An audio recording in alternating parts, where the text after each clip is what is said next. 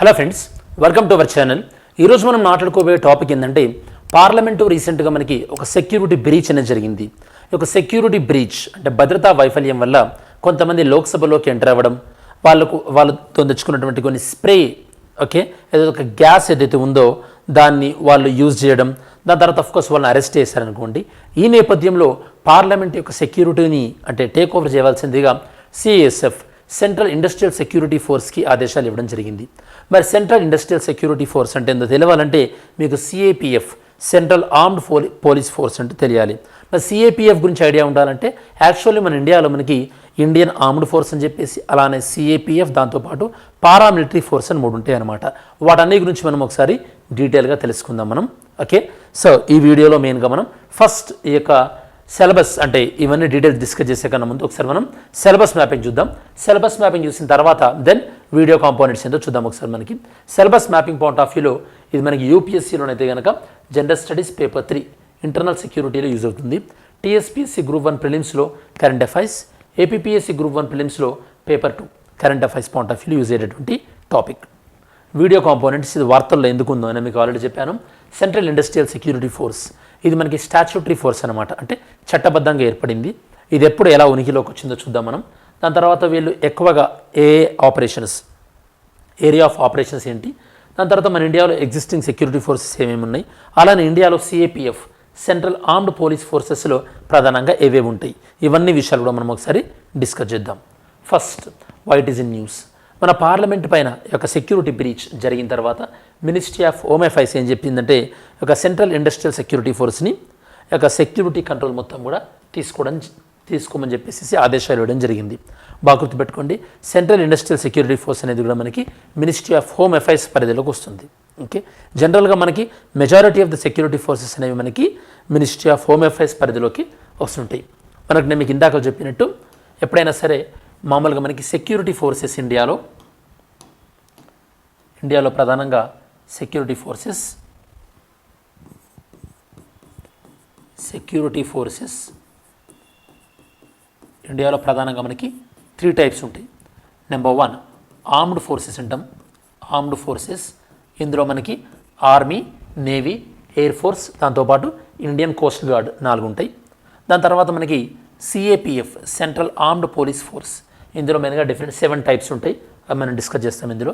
దాంతోపాటు మనకి paramilitary force. Paramilitary ఫోర్స్లో మనకి ఈ యొక్క ఆర్మ్డ్ ఫోర్సెస్ సంబంధించినటువంటి ఒక కోస్ట్ గార్డ్ ఒకటి ఉంటుంది ఇందులో, అలానే సిఏపిఎఫ్ సంబంధించినటువంటి అస్సాం రైఫిల్స్ ఉంటుంది. దాంతోపాటు మనకి ఈ యొక్క ఫ్రాంటియర్ సెక్యూరిటీ ఫోర్స్ అని చెప్పేసి ఒక ఇంటెలిజెన్స్ ఏజెన్సీ ఉంటుంది, 3 ఉంటాయి. దాన్ని పారామిలిటరీ ఫోర్స్ అంటారు, అది కూడా నేను మీకు చెప్తాను. ఓవరాల్గా ఇలా మనకి 3 క్లాసిఫికేషన్ అనేది ఉంటుంది.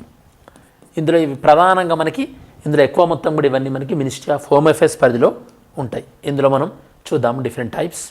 ఫస్ట్ మనకి సెంట్రల్ ఇండస్ట్రియల్ సెక్యూరిటీ ఫోర్స్, ఇది మనకి ministry of home affairs approve చేసింది. సెంట్రల్ ఇండస్ట్రియల్ సెక్యూరిటీ ఫోర్స్ డిప్లాయ్మెంట్ని December 13 మనకి పార్లమెంట్లో సెక్యూరిటీ బ్రీచ్ జరిగిన తర్వాత వీళ్ళు సెంట్రల్ ఇండస్ట్రియల్ సెక్యూరిటీ ఫోర్స్ వాళ్ళు పార్లమెంట్ కొత్త బిల్డింగ్ మరియు పాత బిల్డింగ్ రెండింటికి సెక్యూరిటీని వీళ్ళు ఈ యొక్క బాధ్యత తీసుకోబోతున్నారు. సెంట్రల్ ఇండస్ట్రియల్ సెక్యూరిటీ ఫోర్స్ అనేది మనకి సెంట్రల్ ఆర్మ్డ్ పోలీస్ ఫోర్స్ సిఏపిఎఫ్లో ఒక భాగంగా ఉండేది. తర్వాత దీన్ని సపరేట్గా తీసుకొచ్చారు. దీనికోసం చట్టం తీసుకోవడం ద్వారా central industrial security force act అనేది తీసుకొచ్చారు. సెంట్రల్ ఇండస్ట్రియల్ సెక్యూరిటీ ఫోర్స్ మనకి 1969లో ఏర్పడింది ఈ చట్టం ద్వారా. కాబట్టి దీన్ని మనం ఏమంటున్నాం, చట్టబద్ధ సంస్థ అని అంటున్నాం అనమాట. ఇది ప్రధానంగా మనకి పబ్లిక్ సెక్టర్ అండర్టేకింగ్స్ ఏవైతే ఉన్నాయో, ప్రభుత్వ రంగ సంస్థలు ఏవైతే ఉన్నాయో, చాలా దేశానికి అతి ముఖ్యమైనవి, వాటికి భద్రత కల్పించడానికి కోసం అని చెప్పేసి దీన్ని తీసుకొచ్చారు. తర్వాత దీని యొక్క స్ట్రెంత్ అనేది పెరుగుతూ వచ్చింది. ఇంకొక విశేషం ఏంటంటే ప్రైవేట్ కంపెనీలు కూడా ఈ యొక్క సెక్యూరిటీ ఫోర్స్ సర్వీస్ని పొందొచ్చు. లైక్ ఇన్ఫోసిస్ క్యాంపస్కి ఈ సెక్యూరిటీని తీసుకోవడం జరిగింది వాళ్ళు. అలానే మనకి రిలయన్స్ వాళ్ళ అంబానీకి సంబంధించినటువంటి ఈ ఆయిల్ రిఫైనరీ కూడా వీళ్ళ సెక్యూరిటీని తీసుకున్నారు. ఇలా సెక్యూరిటీస్ని వీళ్ళు ఆఫర్ చేస్తుంటారు. వీళ్ళ హెడ్ క్వార్టర్ న్యూఢిల్లీలో ఉంది. అడ్మినిస్ట్రేటివ్ కంట్రోల్ వీళ్ళకి మినిస్ట్రీ ఆఫ్ హోమ్ అఫైర్స్ పరిధిలో ఉంది వీళ్ళ యొక్క administrative control.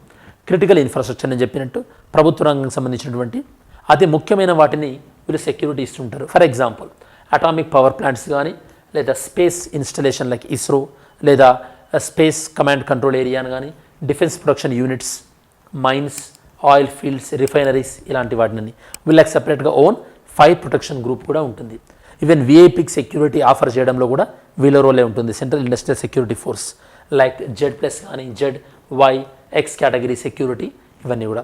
Even airport security కూడా కంప్లీట్గా వీళ్ళ కంట్రోల్లోనే ఉంటుంది. ఎస్పెషల్లీ 2000 మనకి వాజ్పేయి గారి ప్రభుత్వం ఉన్నప్పుడు మనకి నేపాల్ నుంచి ఇండియాకి వస్తున్నటువంటి ఫ్లైట్ ఏదైతే ఉందో అది హైజాక్ చేసి ఆఫ్ఘనిస్తాన్ తీసుకెళ్లారు కదా, కాందహార్. అప్పుడు కూడా అప్పటి నుంచి ఎయిర్పోర్ట్ సెక్యూరిటీ వీళ్ళకి ఇచ్చిన్నారు. అండ్ ఓవర్సీస్ డిప్లాయ్మెంట్ అంటే UNO యునైటెడ్ నేషన్స్ ఈ యొక్క స్టెబిలైజేషన్ మిషన్స్, వీళ్ళ UNO మిషన్స్లో సందర్భంగా కూడా వీళ్ళు ఇన్వాల్వ్ అవుతుంటారు. CSF వల్ల ఎస్పెషల్లీ మనకి హైతీలో మినిస్తా ఈ మిషన్లో వీళ్ళు ఇన్వాల్వ్ అయ్యారు. CSF ప్రధానంగా CSF యొక్క రోల్ ఇది ఉంటుందన్నమాట. ఇక డిఫరెంట్ సెక్యూరిటీ ఉంటుంది. హైయెస్ట్ మనకి SPG సెక్యూరిటీ ప్రైమ్ మినిస్టర్కి ఉంటుంది. ఈవెన్ మీరు బందోబస్తు అన్న మూవీలో చూసుంటారు SPG సెక్యూరిటీ. దాని తర్వాత Z+, ZY+Y X కేటగిరీ ఇలా డిఫరెంట్ సెక్యూరిటీ ఏజెన్సీస్ ఉంటాయి అన్నమాట. ప్రైవేట్ సెక్టార్ కూడా వాళ్ళు పేమెంట్ బేసిస్ పైన వీళ్ళు సర్వీస్ అందిస్తారు. నేను మీకు ఇందాక చెప్పినట్టు ఇన్ఫోసిస్ క్యాంపస్ మైసూర్, బెంగళూరు అండ్ పూణేలో, అలానే గుజరాత్లో జామ్నగర్లోని రిలయన్స్ రిఫైనరీకి కూడా వీళ్ళు సెక్యూరిటీని ఆఫర్ చేస్తున్నారు. Along with the Delhi airport. Okay, Delhi airport వీళ్ళు కన్స్ట్రక్ట్ చేసింది మనకి. సో ఈ ప్రైవేట్ వాళ్ళే కదా construct, GMR group of companies కూడా వీళ్ళు ఢిల్లీ ఎయిర్పోర్ట్కి సెక్యూరిటీ ప్రొవైడ్ చేశారు. Next existing security system for పార్లమెంట్కి ఇప్పుడు CSF కంప్లీట్ కాలేదు. ఇప్పుడు మనకి పార్లమెంట్లో ఢిల్లీ పోలీస్, దాంతోపాటు పార్లమెంటరీ డిప్యూటీ గ్రూప్ అని చెప్పేసి, పార్లమెంటరీ డ్యూటీ గ్రూప్ అని చెప్పేసి, దాంతోపాటు సెంట్రల్ రిజర్వ్ పోలీస్ ఉంది. సెంట్రల్ ఇండస్ట్రియల్ సెక్యూరిటీ పోలీస్ కాదు, central industrial security force CSF కాదు, central reserve police force CRPF ఉంది. సో వీళ్ళ ప్లేస్లో ఇప్పుడు వీళ్ళకి CSF తీసుకొస్తున్నారు. CSF అనేది కొద్దిగా highest level of security force అన్నమాట. మన ఇండియాలో సెక్యూరిటీ ఫోర్సెస్ ప్రధానంగా 3 రకాలుగా ఉంటాయి. ఇండియన్ ఆర్మ్డ్ ఫోర్సెస్, నేను మీకు బిగినింగ్లో చెప్పినట్టు CAPF and paramilitary forces. Armed forces అంటే army, navy, air force, coast guard. And central armed police force అంటే మనకి చెప్తాను మీకు. అండ్ పారామిలిటరీ ఫోర్సెస్లో ఏమేమి ఉంటాయి అంటే ఇండియన్ కోస్ట్ గార్డ్ ఒకటి, అస్సాం రైఫిల్స్ CAPFలో ఉంటుంది దీన్ని. దాంతోపాటు స్పెషల్ ఫ్రాంటియర్ ఫోర్స్ ఇంటెలిజెన్స్ అంటే ఒక ఆర్మ్డ్ ఫోర్స్ నుంచి, ఒక మనకి CAPF నుంచి, ఒక ఇంటెలిజెన్స్ నుంచి, ఈ మూడింటి నుంచి ఒక్కొక్క సంస్థతో మనకి పారామిలిటరీ ఫోర్స్ అని ఉంటుంది అనమాట. మరి CAPFలో మనకి ప్రధానంగా ఈ యొక్క పారామిలిటరీ ఫోర్స్ కాకుండా అడిషనల్గా మనకి 7 ఫోర్స్ ఉంటుంది. CAPF కూడా ఎవరి కంట్రోల్లో ఉంటుంది మనకి మినిస్ట్రీ ఆఫ్ హోమ్ అఫైర్స్ కంట్రోల్లో ఉంటుంది CAPFలో ప్రధానంగా మనకి 7 ఉంటాయి. Assam rifles, border security force, central industrial security force, CSF. దాని తర్వాత ఇది మనకి ఇప్పుడు సపరేట్గా అయిపోయింది అనుకోండి CSF అనేది. Central reserve police force, Indo Tibetan border police, national security guard, Sashastra Seemadal. ఇందులో మనకి నేషనల్ సెక్యూరిటీ గార్డ్ అని స్పెషల్గా మీరు గుర్తుపెట్టుకోవాలి. ఇందిరాగాంధీ గారి యొక్క అసాసినేషన్ జరిగిన తర్వాత, ఓకే, 1984 తర్వాత దీన్ని ఏర్పాటు చేయడం జరిగింది నేషనల్ సెక్యూరిటీ గార్డ్. అలాంటివి మళ్ళీ పునరావృతం అవ్వకూడదని చెప్పేసి. అస్సాం రైఫిల్స్ ఇది బ్రిటిష్ వాళ్ళు ఉన్నప్పుడు మనం దీన్ని స్టార్ట్ చేసుకున్నాం 1835లో. దీన్ని ఒరిజినల్గా మనకి చాచార్ లివి అనేవాళ్ళు, ప్రధానంగా బ్రిటిష్ వాళ్ళ యొక్క టీ ఎస్టేట్స్, అస్సాంలో మనకి టీ ఎక్కువ పండిస్తుంటారు కదా, వాటిని రక్షించుకోవడానికి అని చెప్పేసి దీన్ని ఏర్పాటు చేసుకున్నారు. తర్వాత రోజులలో వీళ్ళు ఈ యొక్క ఇండో చైనా 1962 వార్లో India peace keeping force Sri Lanka పంపించాం కదా రాజీవ్ గాంధీ గారి గవర్నమెంట్లో 1987లో, వీటన్నిటిలో కూడా వీళ్ళు ప్రధానమైనటువంటి పాత్ర పోషించారు. ఎక్కువగా వీళ్ళు నార్త్ ఈస్ట్లో వీళ్ళ యొక్క రోల్ ఎక్కువ ఉంటుంది. Assam rifles, border security force ప్రధానంగా ఇండియా బంగ్లాదేశ్ బార్డర్లో వీళ్ళు అంటే డిప్యూట్ అయ్యి ఉంటారు. వీళ్ళ మెయిన్గా మనం బార్డర్ గార్డింగ్ ఫోర్స్ అని చెప్పొచ్చు. మనం ఎస్టాబ్లిష్ చేసుకుంది December 1, 1965. మెయిన్గా మనకి ఇది పాకిస్తాన్ బంగ్లాదేశ్ బార్డర్లో వీళ్ళు పెట్రోలింగ్ చేస్తుంటారు.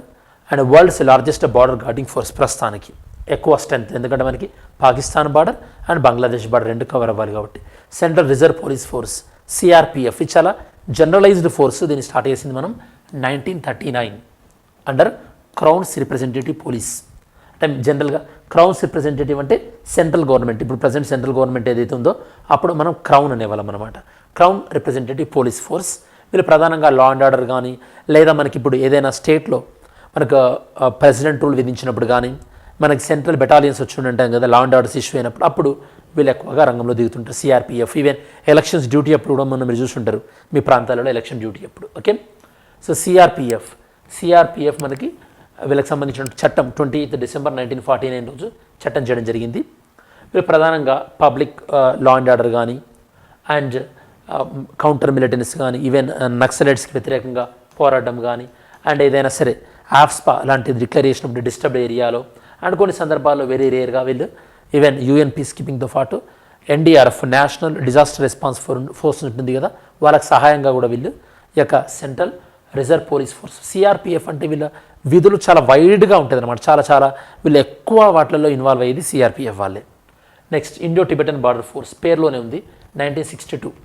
మనం ఇండో చైనా వార్ తర్వాత ఇలాంటివి మళ్ళీ తలెత్తకూడదని చెప్పేసి ఈ బార్డర్లో ఇండియా టిబెట్ బార్డర్లో దీన్ని ఎస్పెషల్గా దీన్ని తీసుకోవడం జరిగింది. అరౌండ్ మనకి 3488 కిలోమీటర్స్ ఇండియా చైనా బార్డర్ మొత్తాన్ని కూడా ప్రొటెక్ట్ చేయడం వీళ్ళ యొక్క రెస్పాన్సిబిలిటీ. అలానే వీళ్ళు న్యాచురల్ డిజాస్టర్స్ దాంతోపాటు రెస్క్యూ అండ్ రిలీఫ్ ఆపరేషన్స్లో కూడా వీళ్ళు ఇన్వాల్వ్ అవుతుంటారు. ఎందుకంటే ఆ ప్రాంతంలో మనకి న్యాచురల్ డిజాస్టర్ జరిగే అవకాశం కూడా ఉంటుంది, ఎస్పెషల్లీ గ్లేషియర్ లేక్ అవుట్బస్ట్ ఇలాంటివి జరిగినప్పుడు. నెక్స్ట్ నేషనల్ సెక్యూరిటీ గార్డ్, ఇది మనకి ఇందిరాగాంధీ అసాసినేషన్ జరిగిన తర్వాత operation blue star and Indira Gandhi assassination జరిగిన తర్వాత 1986లో రాజీవ్ గాంధీ ప్రభుత్వంలో ఉన్నప్పుడు దీన్ని తీసుకోవడం జరిగింది. చాలా క్విక్ అండ్ స్పీడీ యాక్షన్ కోసం అని చెప్పేసి. సశస్త్ర సీమాబల్ ఎస్ఎస్బి, ఇది మనకి స్పెషల్ సర్వీస్ బ్యూరో ఉండేది, దాని తర్వాత దాన్ని పేరు మార్చడం జరిగింది. 1963లో ఎస్ఎస్బిగా క్రియేట్ చేసినాం అనమాట. దీని యొక్క మెయిన్ ఆబ్జెక్టివ్ ఏంది అంటే కంట్రీలో ఎక్కడైనా సరే అంటే మెయిన్గా ఇండియా ఇంటర్నేషనల్ బార్డర్ ఎక్కడెక్కడ కలిగి ఉందో, ఏ స్టేట్లో అయితే కలిగి ఉందో ల్యాండ్ బార్డర్, ఆ స్టేట్లలో సెక్యూరిటీని ఆఫర్ చేయడానికి దీన్ని క్రియేట్ చేశారనమాట. ఏ స్టేట్స్ ఎస్పెషల్లీ లైక్ మీరు యూపీ, బీహార్, వెస్ట్ బెంగాల్, సిక్కిం, అస్సాం, అరుణాచల్ ప్రదేశ్, ఉత్తరాఖండ్ ఈ రాష్ట్రాల్లో సెక్యూరిటీని పెంచడానికి కోసం అని చెప్పేసి సశస్త్ర సీమా బల్ అనేదాన్ని తీసుకొచ్చాం.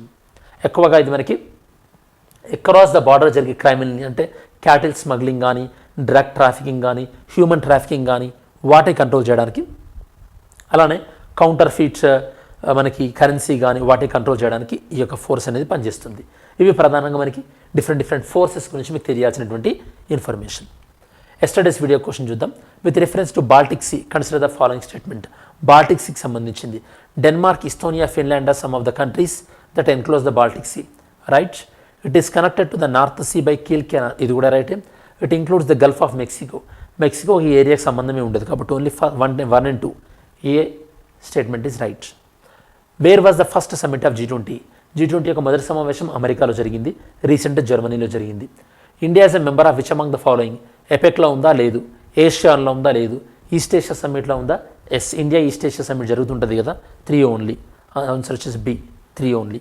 ఓకే సరే, మరి ఈరోజు క్వశ్చన్ ఏందో చూద్దాం. Today's question consider the following statement. ఈ 2 స్టేట్మెంట్ని చదవండి, చదివిన తర్వాత రైట్ ఆన్సర్ ఏందో పిక్ చేయండి. Okay, mains question. Operation blue star has significant implication for the unity and integrity of the nation even today. Justify the context of recent emergence of separatist activities in Punjab.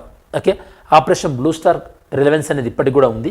మరి ఇటీవల కాలంలో పంజాబ్లో జరుగుతున్నటువంటి separatist moment అంటే ఈ యొక్క మన భారతదేశం నుంచి ఈ యొక్క వెళ్ళిపోవాలి అన్నటువంటి కొన్ని మూమెంట్స్, ఉద్యమాలు లేదా కొన్ని రకాల ఆందోళనలు జరుగుతున్నాయి కదా, వాటికి సంబంధించినటువంటి అవి ఎందుకు జరుగుతున్నాయి, రీజన్స్ ఏంది అని మెయిన్స్ క్వశ్చన్ అడుగుతున్నారు.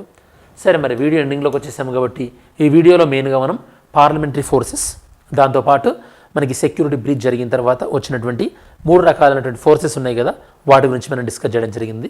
అందులో భాగంగా armed forces, CAPF central armed police forces, దాంతోపాటు మనం పారామిలిటరీ ఫోర్సెస్ అంటే ఏందో మనం డిస్కస్ చేశాం.